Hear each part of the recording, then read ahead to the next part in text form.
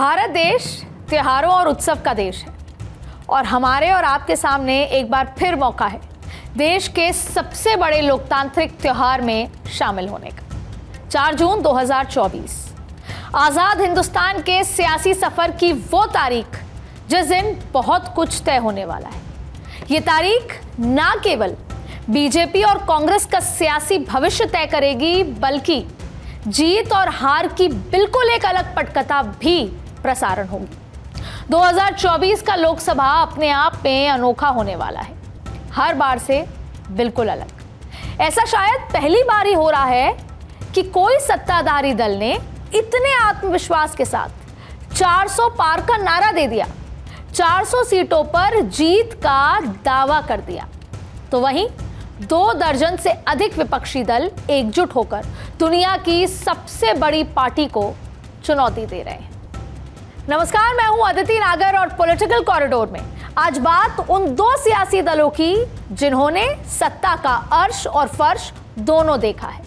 एक तरफ है कांग्रेस, जिसने कभी रिकॉर्ड जीत का स्वाद चखा तो कभी सियासी बिसात के हाशिए पर बेजान पड़ी रही। ये वही कांग्रेस है जिसकी सियासी धामियों का रक्त कभी इतना गाढ़ा था कि 400 का आंकड़ा पार कर लिया था। तो अब उसी कांग्रेस को राज्य दर राज्य संजीवनी जैसे किसी चमत्कार की जरूरत है। लेकिन कहते हैं उम्मीदों का दिया कभी नहीं बुझता और इसी उम्मीद के साथ, इसी उम्मीद की किरण के साथ कांग्रेस फिर से खड़ी होने की तैयारी में लगी हुई है।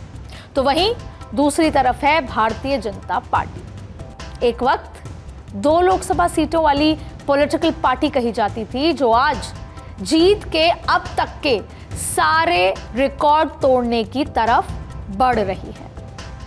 अब देखिए, सबसे पहले हम बात करेंगे कांग्रेस की। अब आपको ये जानकर हैरानी होगी कि जब हमने बीजेपी और कांग्रेस की ताकत और कमजोरी का एनालिसिस करना शुरू किया तो काफी कुछ चीजें सामने आई। अब देश की सबसे पुरानी पार्टी से जुड़े 10 ऐसे वीक पॉइंट सामने आए हैं जिस पर कांग्रेस को तुरंत काम करना शुरू करना होगा।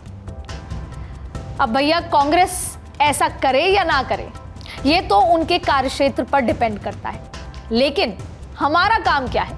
हमारा काम है बिना लाग लपेट के आप तक सत्ताधारी और विपक्ष दोनों दलों के कमजोर और मजबूत दोनों पॉइंट्स को आपके सामने रख देना, वो भी तब जब चुनाव अपने चरम पर हो। अब आप सोच रहे होंगे कि आज के पॉलिटिकल कॉरिडोर की शुरुआत हम कांग्रेस के वीक पॉइंट से ही क्यों कर रहे हैं, तो चलिए ये भी आपको बता देते हैं।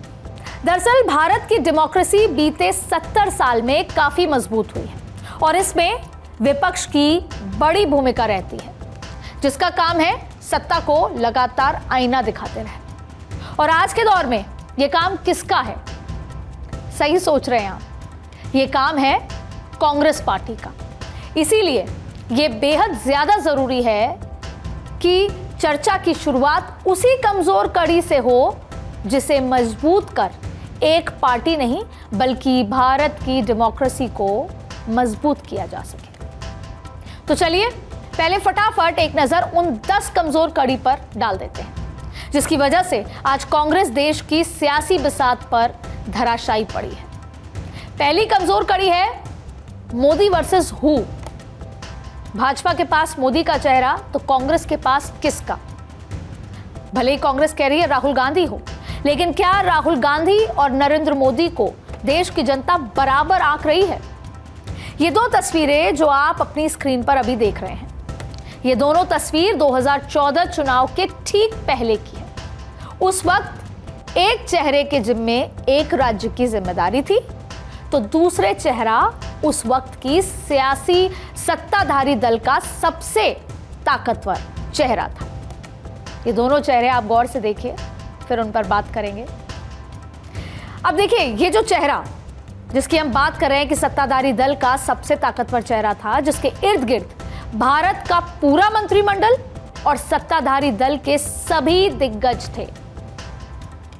अब समय के पहिए को 10 साल पहले जब हम आपको तस्वीर दिखा रहे हैं तो 10 साल आगे बढ़ाते हैं। पहला चेहरा न केवल अब एक राज्य से निकलकर देश का जिम्मा संभाल रहा है, बल्कि 400 पार का नारा भी दे रहा है। और दूसरा चेहरा, ये वो चेहरा है जिसके इशारे के बिना केंद्र में कोई मंत्री नहीं बनता था। वो चेहरा अब अपने खास लोगों को भी नहीं रोक पा रहा पार्टी से जाने से। और सबसे हैरानी की बात तो यह है कि 10 साल विपक्ष में रहते हुए भी कांग्रेस कोई ऐसा चेहरा खड़ा नहीं कर पाई जो आज नरेंद्र मोदी के सामने टक्कर दे सके। दूसरी कमजोरी, मोदी के खिलाफ कमजोर अटैक। अब देखिए, कांग्रेस के पास कोई ऐसा चेहरा नहीं है जो लोगों को भरोसा पैदा कर सके, जिसको लोग विकल्प के तौर पर देख सके। मैं गांव गांव गली गली आधे भारत घूम चुकी हूं और वहां पर आधे लोग भाजपा को इसलिए भी वोट देना चाहते हैं कि उनके पास दूसरा विकल्प नहीं है। कांग्रेस सरकार को घेरती आई है, सरकार के बहुत तमाम मुद्दों बनाती आई है, सरकार में जो काम हुए, लेकिन उन मुद्दों को वोटर तक नहीं पहुंचा पाती असर के साथ। और साथ में मुद्दे हैं, 10 दिन चलते हैं, फिर कांग्रेस मुद्दा छोड़ देती है। और इस स्टाइल में बात करने वाला कोई ऐसा दमदार नेता नहीं जो नरेंद्र मोदी द्वारा लगाए गए आरोपों पर दमदारी से या तो रिएक्ट करे या रिस्पॉन्स दे। अब आप देखिए, चुनाव प्रचार अपने चरम पर है। हर दिन नरेंद्र मोदी 2 से 3 सभाओं में जाते हैं, लगातार कांग्रेस को भ्रष्टाचार और पुराने काम के लिए घेरते आए हैं, लेकिन कोई ऐसा चेहरा या नेता नहीं जो उनका जवाब दे सके। यही वजह है कि जनता कहीं ना कहीं मोदी की बातों पर विश्वास करती है। अब तीसरी कमजोरी समझ लेते हैं, भ्रष्टाचार के आरोप। जिन रैलियों की मैं बात कर रही हूं उसमें एक प्रबल मुद्दा नरेंद्र मोदी या किसी भी भाजपा नेता के पास यही है, पुराने कार्यकाल के भ्रष्टाचार। 2004 से 2014 तक और खासकर यूपीए 2 में मंत्रियों और नेताओं पर भ्रष्टाचार के कई आरोप लगे, लेकिन बीते 10 सालों में कांग्रेस उस इमेज से बाहर नहीं आ पाई, उस इमेज को क्लीन नहीं कर पाई। और आज भी कांग्रेस पर बीजेपी भ्रष्टाचार के मुद्दे को लेकर हमलावर है। और अक्सर होता उल्टा है। जब भी देश में लोकसभा चुनाव होते हैं, आप देखिए शुरुआत से लेकर अब तक, हर बार भ्रष्टाचार सरकार के खिलाफ एक मुद्दा होता है। और सरकारें सत्ता से हाथ भी इसलिए धो बैठती हैं क्योंकि भ्रष्टाचार एक मुद्दा है। आप यूपीए 2 देखिए, भ्रष्टाचार की वजह से बाहर हुई। बोफोर्स से लेकर तमाम ऐसे केसेस, भ्रष्टाचार। देश में लोकसभा चुनाव का जो सबसे बड़ा मुद्दा होता था वो भ्रष्टाचार होता था, लेकिन इस बार उल्टा है। अभी भी यूपीए या कांग्रेस पर इसी बात पर आरोप लगता है, या इंडिया गठबंधन के दलों पर इसी बात का आरोप लगता है कि उन्होंने भ्रष्टाचार किया है, सरकार के ऊपर नहीं लग पाया। ये एक बहुत बड़ी कमजोरी कांग्रेस की है। चौथी कमजोरी, बूथ लेवल और संगठन का कमजोर होना। दरअसल राज्य दर राज्य सत्ता गंवाने की वजह, या ये कह लें कि क्योंकि सत्ता गंवाते रहे तो कांग्रेस का काडर कमजोर होता गया, या कांग्रेस ने पिछले कई सालों में अपने काडर को मजबूत ही नहीं किया, और जिसका खामियाजा पार्टी को लोकसभा चुनाव में भुगतना पड़ सकता है।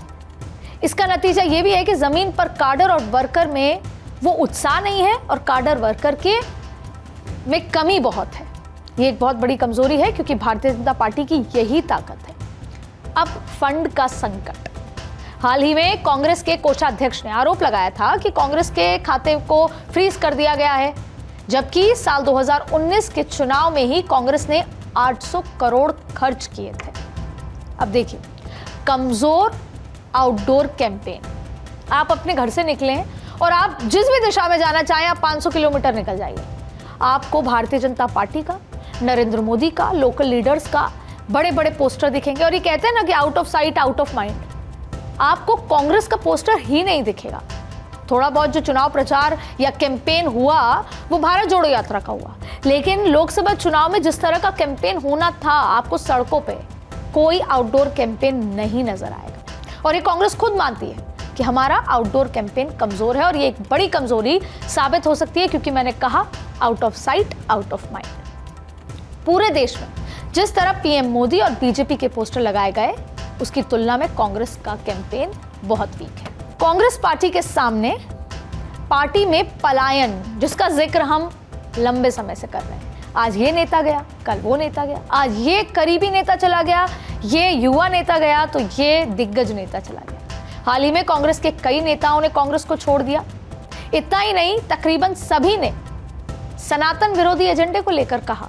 और देखिए, भारतीय जनता पार्टी का एजेंडा है सनातन, और जिन्होंने छोड़ा है उन्होंने सनातन का एजेंडा लगाया कि कांग्रेस किसी एक खास समुदाय की तरफ है। तमाम मुद्दा यानी सनातन को, जो चुनावी प्रचार है प्रधानमंत्री नरेंद्र मोदी और भारतीय जनता पार्टी का, उसी पर जिन लोगों ने छोड़ा, कांग्रेस को कटघरे में खड़ा किया, और जिसका फायदा सीधे बीजेपी को पहुंचेगा। इन सब के अलावा कांग्रेस के सामने एजेंडों और मुद्दे का क्राइसिस भी सामने नजर आ रहा है। हम ओबीसी आरक्षण की बात शुरू करते हैं, हम तमाम ऐसे मुद्दे शुरू तो करते हैं, लेकिन फिर उसको अंजाम नहीं दे पाते, हम उसको बीच में छोड़ देते हैं। ऐसा कोई एजेंडा, ऐसा कोई अभियान जो लगातार सरकार के खिलाफ चल रहा हो चुनाव में, वो नजर नहीं आया। और फिर हाल ही में देख लीजिए, जो कांग्रेस का घोषणा पत्र जारी हुआ, घोषणा पत्र में नए ऐलान की कमी भी दिखी। या तो सभी वादे मोदी सरकार के खिलाफ थे, या फिर यूपीए काल में योजनाओं का एक्सटेंशन आपको नजर आ रहा है।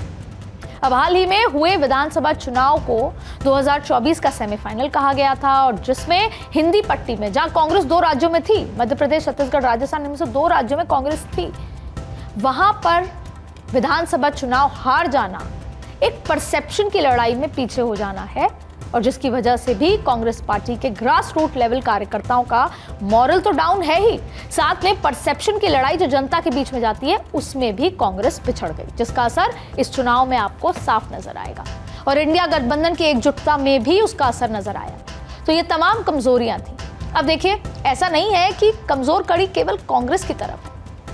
सत्ताधारी दल भारतीय जनता पार्टी में भी कई ऐसे लूप होल्स हैं जिसे साधकर कांग्रेस सत्ता की सीढ़ी चढ़ सकती है। मोदी के चेहरे पर निर्भरता, जो भारतीय जनता पार्टी की ताकत है, वो कमजोरी भी है।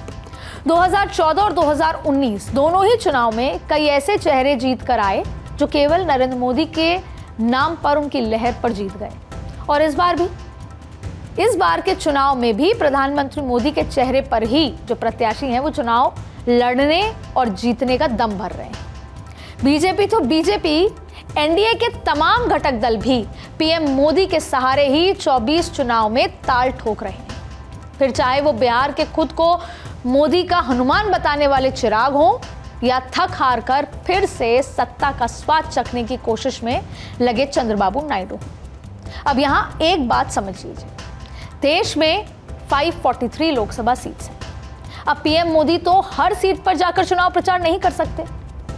बीजेपी के सामने भी ये 2 चुनौती हैं। पहला, अपने गढ़ को भी बचाना, और दूसरा, कमजोर सीटों पर खुद को मजबूत करना।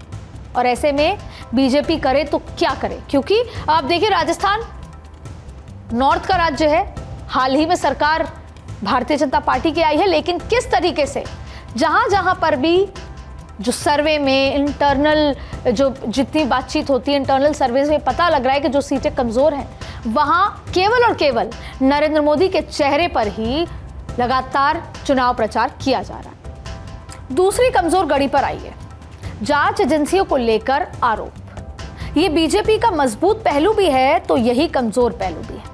हाल ही में 2 राज्यों के मुख्यमंत्री को जेल भेजा गया।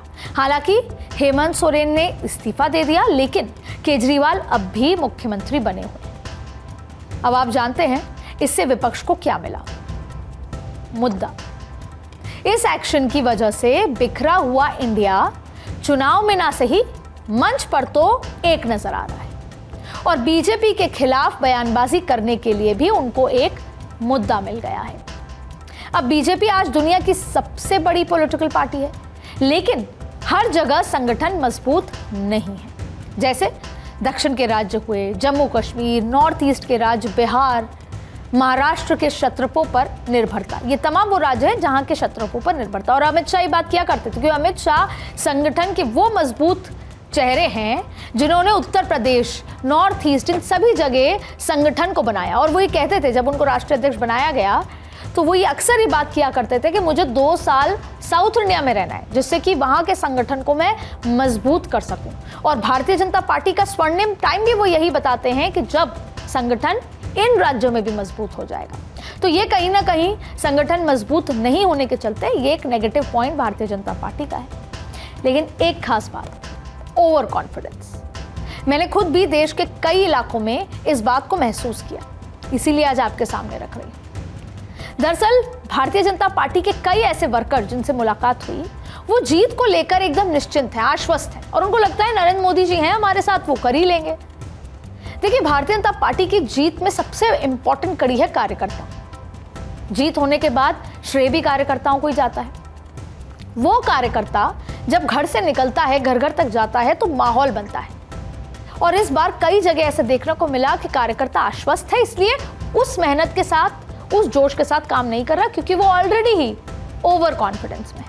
हालांकि बीजेपी का जो वर्किंग स्टाइल है, उसमें आराम से बैठने का कॉन्सेप्ट है ही नहीं, लेकिन कई जगहों पर जीत को लेकर जो आत्मविश्वास वाला माइंडसेट है ना, वो बीजेपी के लिए कमजोर कड़ी साबित हो सकता है। साथियों को संभालना, अलायंस, गठबंधन, बीजेपी भी जितनी 400 सीटों का जो टारगेट तय किया है, अकेले तो पूरा हो नहीं सकता। जाहिर तौर पे कहा है कि अलायंस के साथ 400 सीट है, तो उसके लिए क्या चाहिए? घटक दल, और घटक दल की अधिक मौजूदगी से भी नुकसान हो जाता है, क्योंकि खींचतान होने लगती है। जैसे हरियाणा में गठबंधन टूट गया, महाराष्ट्र में सीट बंटवारे में काफी समय लगा, और बिहार में सब कुछ हुआ, लेकिन पशुपतिनाथ पारस नाराज हो गए। ये जैसे सहयोगी काफी जगह नाराज हुए टिकट वितरण को लेकर। हालांकि बीजेपी यही कहती है कि ये तो ऑब्वियस है, होता रहता है, लेकिन इसका चुनाव में क्या इंपैक्ट होता है, वो आने वाला वक्त बताएगा। अब तक के चुनाव में मोदी शाह की जोड़ी का ये कमाल तो रहा कि जिनको टिकट ना भी मिली, लोग असंतुष्ट नहीं हुए, नाराज नहीं हुए, लेकिन इस बार लोग टिकट ना मिलने पर, जो लोग थे, नेता थे, वो मुंह खोल गए, पार्टी छोड़ गए। अब हरियाणा में टिकट ना मिलते देख पहले विजेंद्र सिंह गए, उसके बाद उनके पिता वीरेंद्र सिंह ने भी कांग्रेस में वापसी कर ली। अब कर्नाटक के वरिष्ठ नेता के.एस. ईश्वरप्पा ने पूर्व मुख्यमंत्री बी.एस. येदियुरप्पा के खिलाफ मोर्चा खोल लिया। वहीं बिहार में केंद्रीय मंत्री अश्विनी चौबे ने भी टिकट कटने के लिए अपनी कसक दिखाई। राजस्थान में 2 बार बीजेपी के सांसद रहे राहुल कसवा ने न केवल कांग्रेस का दामन थामा, बल्कि उन्हें कांग्रेस ने टिकट भी दे दिया। और अब आप देखिए, प्रधानमंत्री नरेंद्र मोदी हाल ही में वहां पर चुनाव प्रचार करके आए, और वहीं राहुल कसवा खुलकर अपनी बात वहां पर बीजेपी के खिलाफ कर रहे हैं। ये तो हुई दोनों दलों की कमजोरी। अब एक नजर दोनों दलों की ताकत पर भी डालते हैं। सबसे पहले कांग्रेस, जिसके पास खोने के लिए कुछ नहीं है। कांग्रेस को 2019 में 52 सीटों पर जीत मिली थी, और इस बार कांग्रेस 300 से अधिक सीटों पर चुनाव भी लड़ रही है। तो कांग्रेस को ये लगता है कि इस बार उसकी सीटों की संख्या पिछली बार से तो अधिक ही होगी। वहीं 60 साल सत्ता में रहने के बाद कांग्रेस समझ चुकी है कि एंटी इनकम्बेंसी फैक्टर क्या होता है। वो भले ही दिखे ना, लेकिन वो होता है। जैसे कि हमने आपको बताया कि कई ऐसे मुद्दे हैं जो मौजूद सरकार के खिलाफ हैं। जाहिर तौर पे 10 साल की सरकार है, एंटी इनकम्बेंसी होती है, तो कांग्रेस के लिए ये ऐसा फैक्टर लाभकारी साबित हो सकता है कि कांग्रेस के इंटरनल डिस्कशन में भी चर्चा की गई है।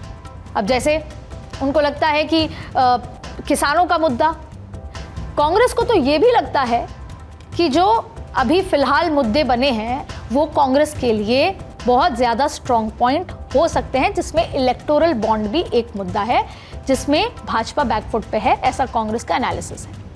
अब बीजेपी की तुलना में साउथ में कांग्रेस का जनाधार काफ़ी मजबूत है, ऐसा कांग्रेस मानती है। कांग्रेस साउथ की 132 सीटों पर लीड लेकर लोकसभा में अपने सदस्यों की संख्या बढ़ा सकती है।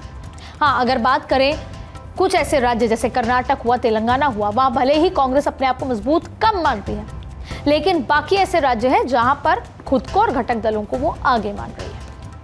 अब इतने साल शासन में रहने के बाद बीजेपी अब सैचुरेशन पॉइंट पर पहुंच चुकी है।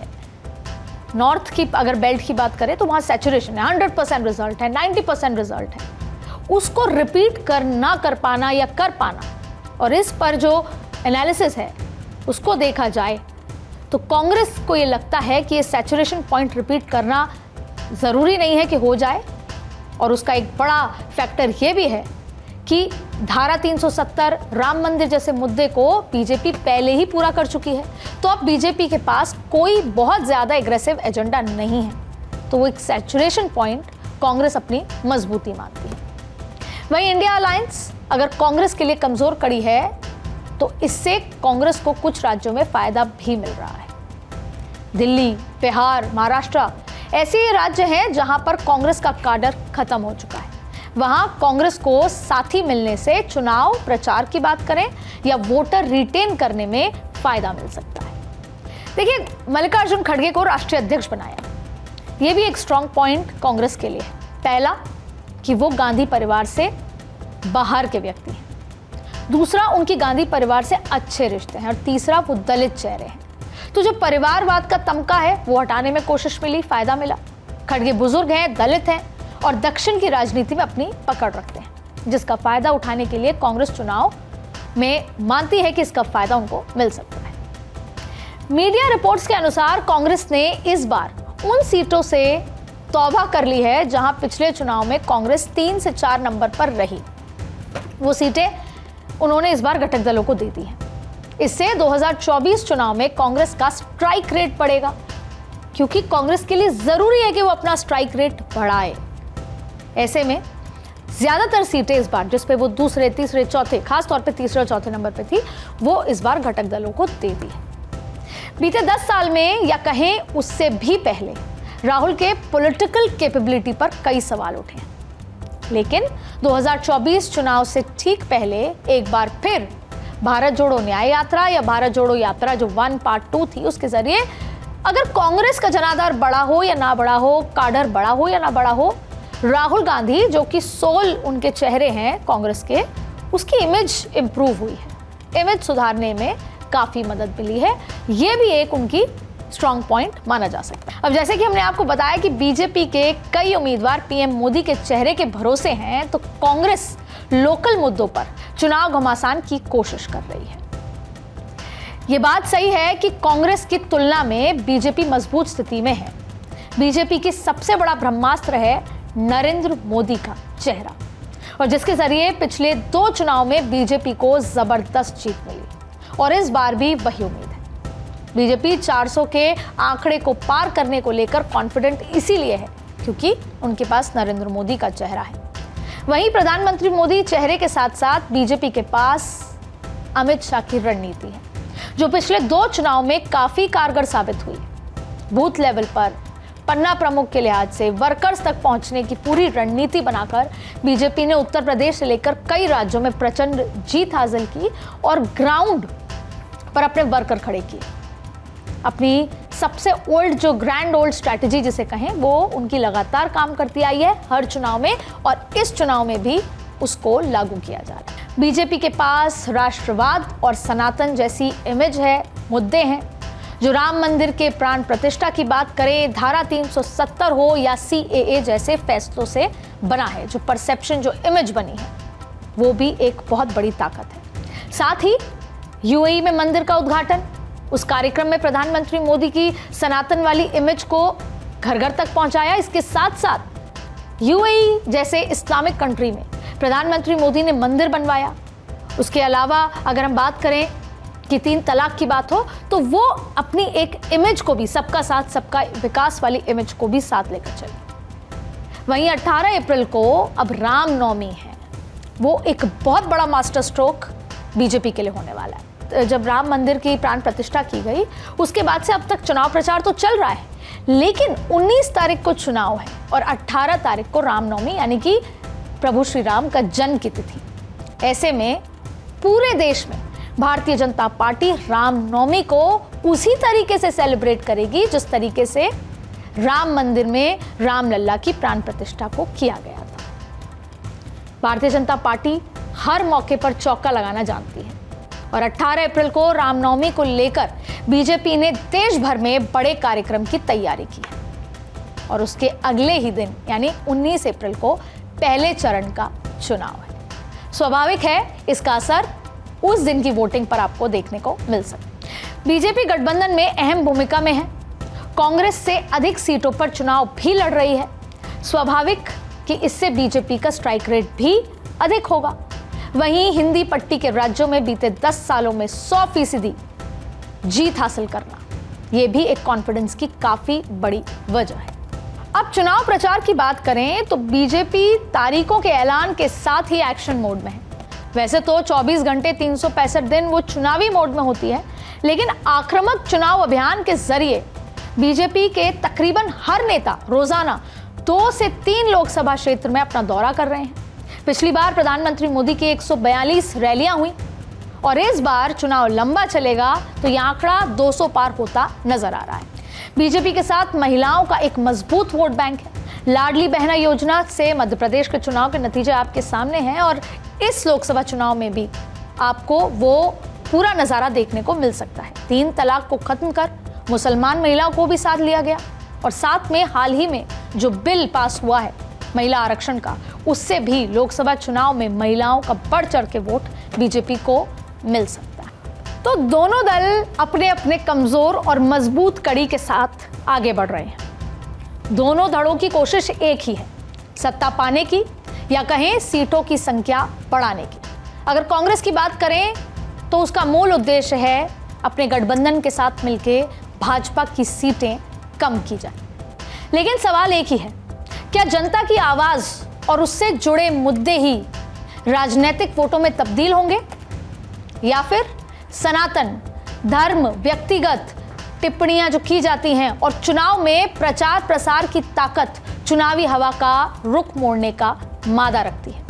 बहरहाल नतीजा जो कुछ भी हो, लेकिन बीजेपी हो या कांग्रेस, सत्ता में आने के बाद दोनों पर जिम्मेदारी होगी कि अपने वादों को पूरा किया जाए और जो भी दल विपक्ष में बैठा होगा उस पर जिम्मेदारी होगी मजबूती के साथ लोगों की समस्या को सरकार के कानों तक पहुंचाया जा सके। उम्मीद है लोकतंत्र के इस महोत्सव का नतीजा भारत के लोकतंत्र को और मजबूत करेगा। आज पॉलिटिकल कॉरिडोर में इतना ही। अगली बार फिर मुलाकात होगी किसी और राजनीतिक विश्लेषण के साथ। तब तक के लिए बने रहिए भारत 24।